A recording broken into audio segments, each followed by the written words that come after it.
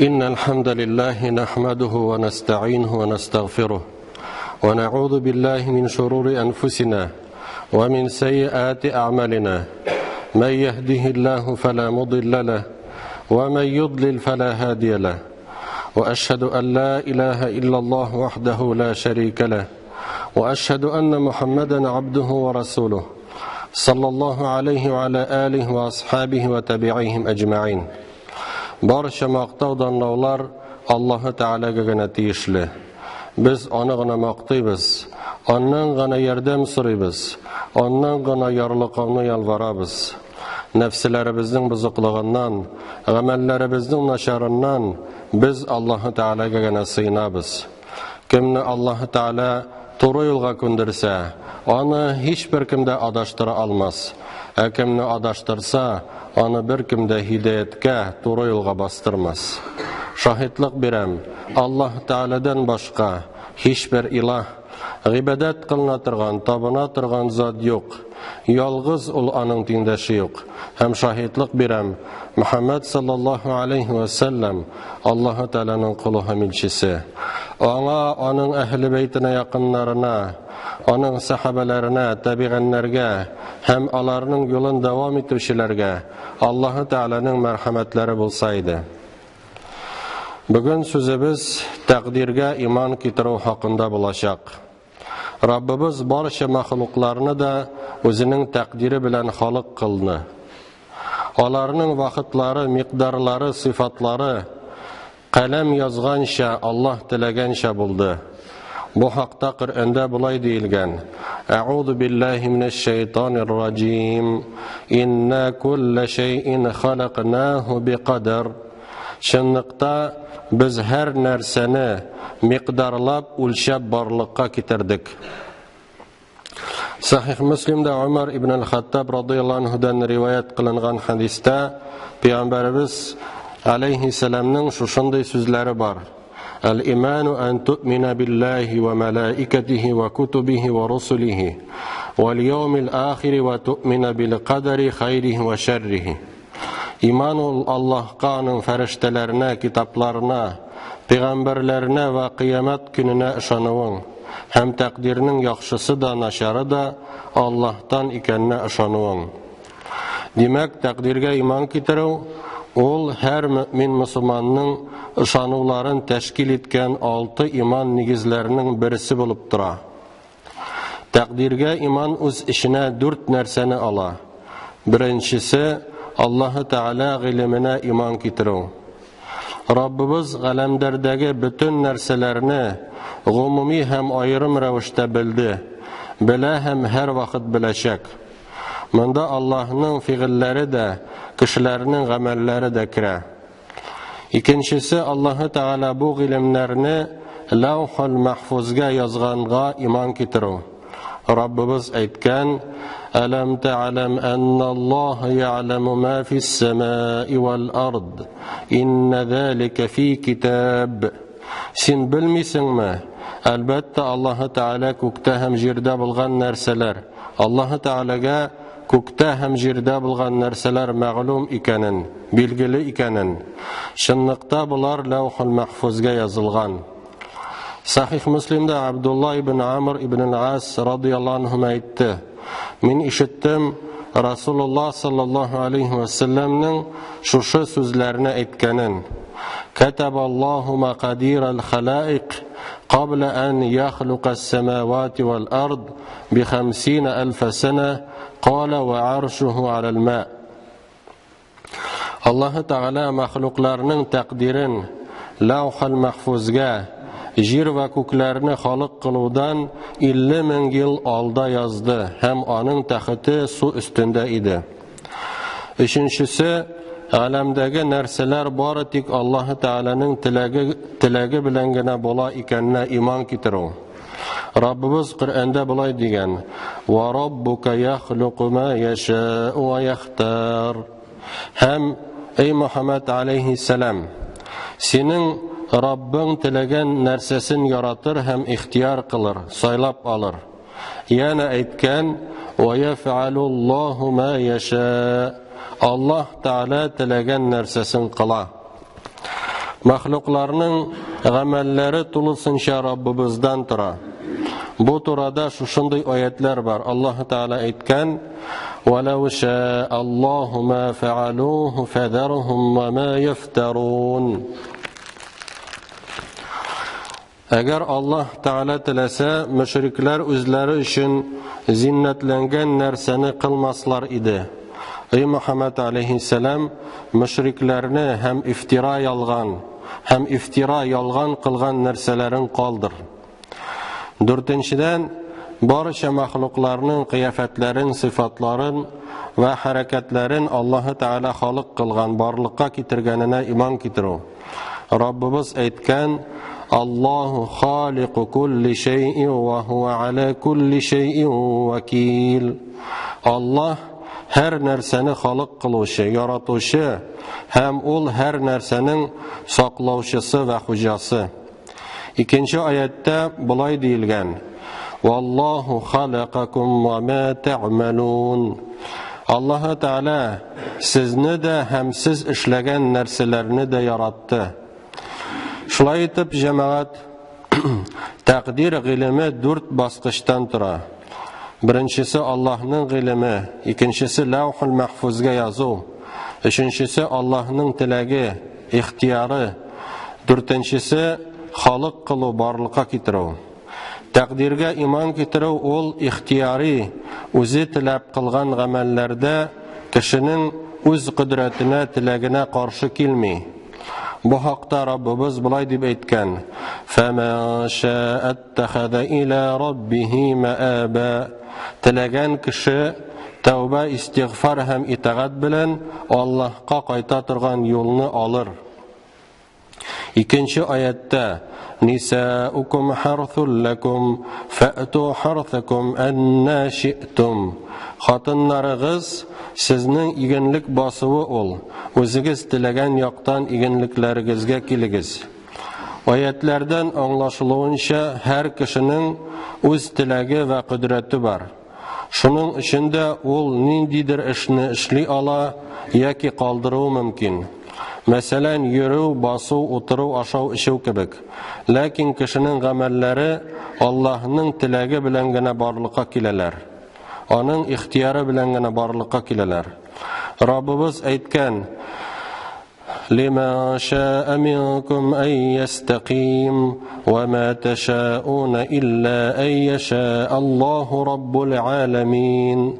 Сездән туры юлга күнергә теләгәннәргә вәгазь һәм туры юл. Мәгәр туры юлны тели алмассыз, мәгәр барча галәмнәрнең хуҗасы Аллаһ Таала теләсә генә. Аннары гөнаһ кылганда тәкъдиргә сылтану кабул ителми. Чөнки беренчедән Аллаһ Таала җәннәт белән шатландыручы ва җәһәннәм белән куркытучы пәйгамбәрләрне җибәрде. Коръәндә Раббыбыз бу хакта шушы сүзләрне әйткән: "Русулан мубашширина ва мудирина ли алла якуна лин-наси ала Аллаһи худжатун ба'дар-русул." Аллаһ Таала ул пәйгамбәрләрне җәннәт белән шатландыручы һәм җәһәннәм газабы белән куркытучы итеп җибәрде. Бу кешеләрнең Аллаһ каршында илчеләрдән соң: "Эй Аллаһ, безгә китап индермәдең, расуллар күндермәдең" дип әйтергә дәлилләре, акланулары булмасын өчен.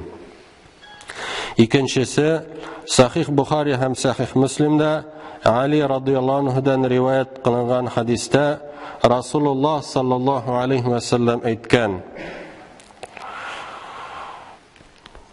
"Ма минкум мин ахадин илля вaqad kutiba maq'adahu minan nari wa maq'adahu minal jannah." Сезнең арагызда җәннәттә яки җәһәннәмдә урыны билгеләнмәгән кеше юк. Фaqalu ya Rasulullah, afala nattakilu ala kitabina. Эй Аллаһның илчесе, безгә язылганга таянмаскамы диделәр. Һәм ул әйтте: "И'малу факуллун муяссарун лима хулика лаху." Гамәл кылыгыз, бит һәр кем нәрсә өчен яратылган булса, шуны кылу җиңеләйтеләчәк диде. Üçüncüden, Allah-u Teala bendege halinden kilgen nerselerine gene yükletti. Rabbimiz aytgan: "Fattaqullaha mastata'tum wasma'u wa ati'u." Haligizden kilgençe Allah'tan korkuguz. Kişigiz jitkençe günahlardan saklanıgız ve kuşkanlarını ütegiz hem Allah'ın sözlerini tınlagız ve itaat itegiz. İkinci ayette bulay deyilgen: "La yukallifullahu nefsen illa vus'aha." Allah Teala hiç kimge kişi jitmegen işini yükletmez. Meğer kişi jitken işini gene yükletir. Eğer bende günahlı işke mecbur itilse, ona ondan kutulup bulmagan nerse yükletilgen bolar idi. Amunday nerseni Rabbimiz bizge hiç de emir etmedi. Şulayık günah kıluşu günahka mecbur itilse, ondan kutula almaz idi. Dörtüncüden, Allah'ın takdiri bizge mağlum bulmagan yaşarın gilimi. Biz onu baritik takdir turmuşka aşkaç kına bilebiz. Şunun içinde günah kılışının bu mine takdir kılıngan diyevi Allah'a karata naşar uydurması gına ol. Beşinciden, her bende bu dünyada özü için faydalı bulgan nersege umtula. Bir de fayda alı fırsatı kilip çıksa, takdirge sıltanıp kiri kokmay. Anigasın ahiret gamellerine kilgende özüne zarar işlerge tırışa. Bu takdir dip günah kıla. Rivayet itile, Ömer radıyallahu anh'a bir uğurlaşkan kişini hüküm itirge kitirgenler. Tigisi ise, "Tuktap dur eli müminlerinin emiri. Min bit Allah'ın takdiri bilen urladım" degen. Şunda Ömer ana, وَنَحْنُ إِنَّمَا نَقْتَعُ يَدَكَ بِقَدَرِ اللّٰهِ Bey, biz de bit baritik Allah'ın takdiri bilen gene kulağını kisebiz degen. Takdirge ışanının oluk jimişleri var. Şuşa jimişlerden sebeplerini kılganda Allah'a tayanu. Sebepnin üzerine gene tayanu dürüst bulmaz. Belki sebeplerini barlıkka kitiruşu Allah-u Teala'ga tayanu kirek. Qaşan bende Rabbisine tevekkül kılıp sebeplerini kılsa, ona Allah'tan jinillik gelir. Bunun misalı Meryem anabızın hali kibik. Rabbimiz aytgan: "Vahuzzi ileyki bicid'in nakhlati tusaqit aleyki rutban caniyya." Ey Meryem, hırma ağaçının kavsesinden tutup özüne taba silkit. Ol sine yana ülgürgen hırma jimişin düşürür. Şunda Meryem anabız güçsüz bolsa da sebep kıldı. Hırma ağaçın silkitti hem Allah'tan yardım kildi. Onları tilegen maksatına erişkeş de irilenme, tekebirlenme.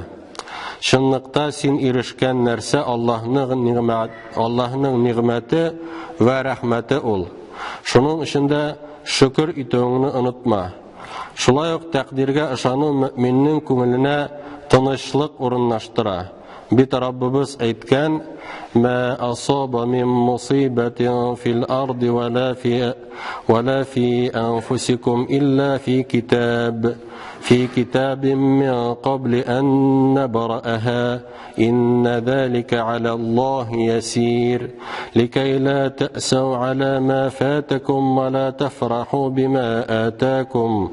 Wallahu la yuhibbu kulla muhtalin fakhur." Jirge ve uzigizge bela qaza erişmi, meğer onu buldurubuzdan ilik kitapka Levh-ül Mahfuzga yazılganı gına erişe. Şınlıkta bu iş Allah'a bik jingil. Siz dünya nimetlerinden yugaltkan nerselergizge kaygırmasın. Hem birgen nimetlerine şatlansın için Allah-u Teala onu Levh-ül Mahfuzga yazdı. Allah özü birgen nimetler bilen tekebirlenuşu hem maqtanuşunu suymi. Tirmizi'de ve İmam Ahmed'de rivayet etilgen hadiste İbn Abbas radıyallahu anhu aytgan: "Bir vakit men atqa atlanıp Peygamber aleyhisselamның ortunda oturganda ol aytdi: Ey malay, men sana bir neçe söz öğretem. Тәкъвәле булып Аллаһның динен сакла, һәм ул сине саклар. Аллаһның динен сакла, һәм Аллаһ үзенең ярдәме белән синең белән бергә булыр. Әгәр сорарга теләсәң, Аллаһтан сора. Дин эшләрендә ярдәм сорарга теләсәң, Аллаһтан сора. Һәм бел, әгәр барча кешеләр дә җыелып сиңа ярдәм итәргә теләсәләр, алар сиңа бары тик Аллаһ тәкъдир иткән файданы гына китерерләр. Әгәр барча кешеләр дә җыелып сиңа зарар китергә теләсәләр, алар сиңа бары тик Аллаһ тәкъдир иткән зарарны гына китерерләр. Лаухул Махфуздагы каләмнәр инде күтәрелгән һәм битләр кипкән. Ягъни тәкъдиргә язу туктатылган. Хәзер инде бер нинди дә үзгәртү булмаячак. Сәлман әл-Фарисидан кешеләрнең хатта тәкъдирнең яхшысы да начары да Аллаһтан икәненә ышанганчы дигәнне нәрсәне аңлата ул дип сораганнар. Ул булай дип җавап биргән.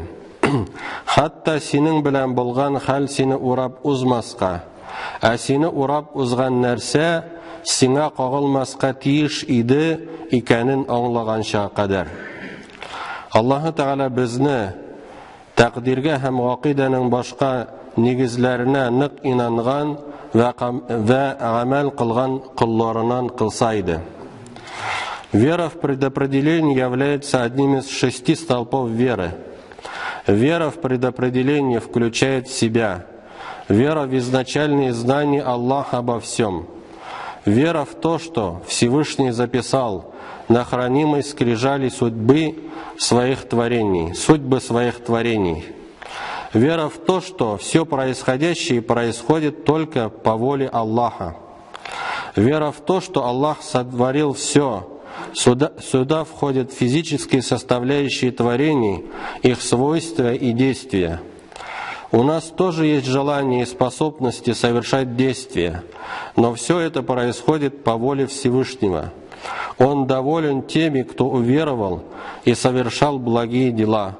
И Он не любит неверующих и недоволен грешниками и нечестивцами. Если человек, совершивший грех, оправдывает себя, ссылаясь на предопределение, то это не будет никаким образом принято. Также некоторые могут подумать, что если все предопределено, то не нужно трудиться ради ахирата последней жизни. На это пророк, алейхиссалям, сказал: «Трудитесь, ибо каждому облегчается путь к тому, для чего он создан». У Сальмана аль-Фариси спросили, что означает слова людей, пока не уверуешь в предопределение хорошего и дурного. Он сказал: до тех пор, пока не уверуешь в предопределение, то есть не осознаешь, что постигшее тебя не могло пройти стороной, а то, что обошло тебя стороной, не могло тебе постигнуть. وأقول قولي هذا وأستغفر الله لي ولكم ولسائر جماعة المسلمين إنه هو الغفور الرحيم السميع الدعاء.